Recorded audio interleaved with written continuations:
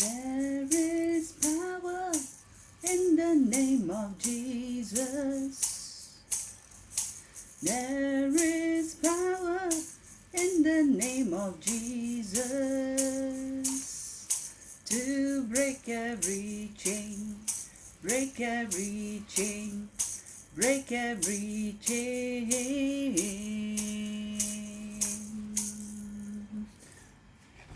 Selamat datang saudara-saudari. Hari ini kita mau belajar kebangkitan memberi kita kuasa atas syaitan. Ya, mari kita mendengar dalam Markus babak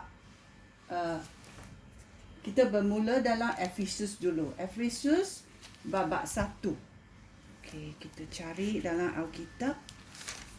Efesus babak 1 ayat 18.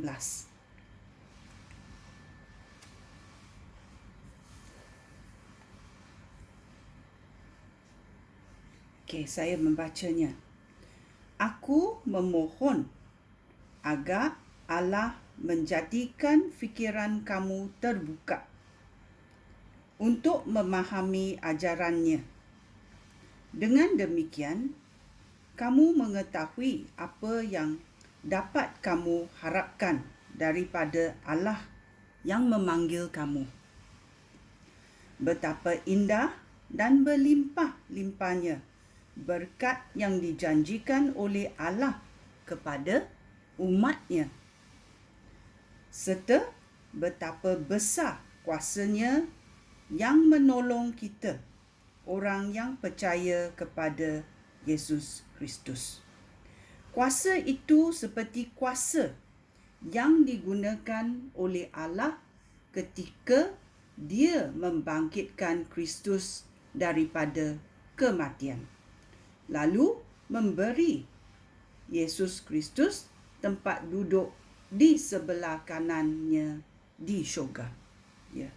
Kuasa yang diberikan untuk membangkitkan Yesus adalah kuasa yang sama Allah memberikan kepada kita. Itulah dia berkata, sungguh berkatnya, betapa indah dan berlimpah-limpah berkat yang dijanjikan oleh Allah kepada umatnya, umat yang dipilih oleh Dia, yang dipanggil oleh Dia. Ini sangat baik, iaitu Efesus babak 1 ayat 18 sampai 23. Okey, ayat 21 berkata, di situ Kristus berkuasa atas semua perintah, pemerintah, penguasa, pemimpin dan raja. Kristus jauh lebih berkuasa daripada sesiapa pun, baik yang hidup pada zaman ini maupun pada zaman yang akan datang. Allah menaklukkan semuanya ke bawah kekuasaan Kristus dan memberikan Kristus kepada jemaah sebagai penguasa segala sesuatu. Jemaah itu tubuh Kristus dan kesempurnaan Kristus. Dan Kristus menyempurnakan segala sesuatu di mana-mana sahaja. Ya, kita mendapat kuasa daripada Kristus kerana kita percaya kepada penyelamatan ini. Ya. Mari kita juga mendengar Markus babak 16.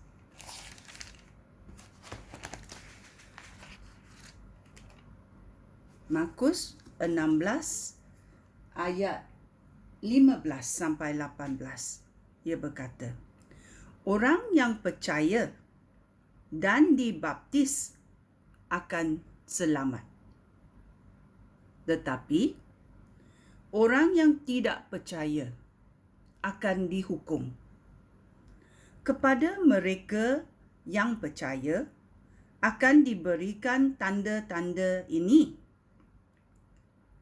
Mari kita mendengar apa tanda-tanda yang dapat kita lihat dalam orang yang percaya kepada Yesus, kepada kebangkitan Yesus.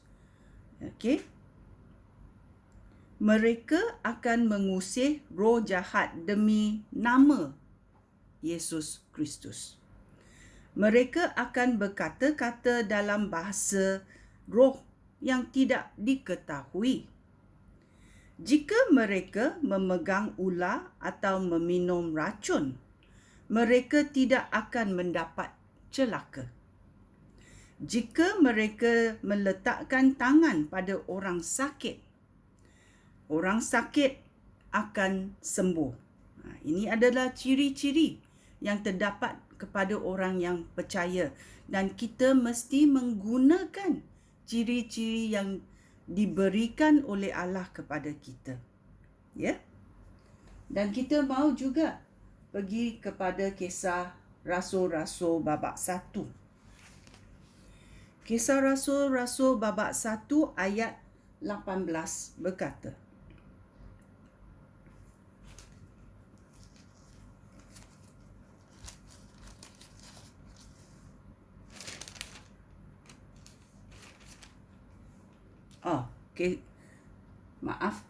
Kisah Rasul-Rasul babak 1 ayat 8.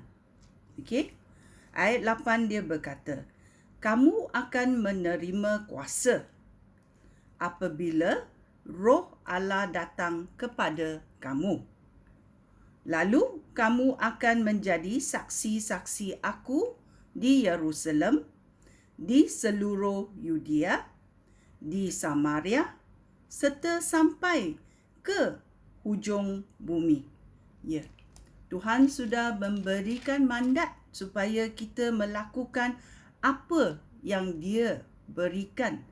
Jangan simpan sahaja hadiah ini. Kita perlu melakukannya. Apa? Apabila kita menerima kuasa, apabila Roh Allah datang kepada kita menjadi saksi Yesus Kristus di Yerusalem, di seluruh Yudea, di Samaria, serta sampai ke hujung bumi. Ya. Dalam Kisah Rasul-Rasul babak 4 ayat 33 juga berkata,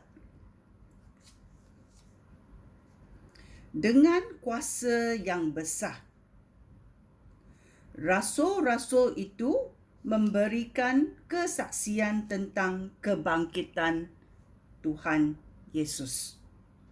Oleh itu, Allah sangat memberkati mereka. Ya, maukah kamu menerima berkat dari Allah? Kita menurut perintah Allah. Kita membuat apa yang diperintah oleh Allah. Kita berkata dalam Kisah Rasul-Rasul ayat 1, babak 1 ayat 8, dia berkata, kamu menerima kuasa apabila Roh Allah datang kepada kamu. Kemudian, kamu akan menjadi saksi-saksi aku di Yerusalem, di seluruh Yudea, di Samaria, serta sampai ke hujung bumi. Ya, kita memberi kesempatan untuk berkongsi harapan ini, kematian dan kebangkitan Yesus yang boleh menghapuskan dosa kita. Harapan ini kita sudah mendapat. Kita mahu berkongsi supaya orang di dunia yang belum percaya atau belum mengenal berkat ini, menerima berkat ini.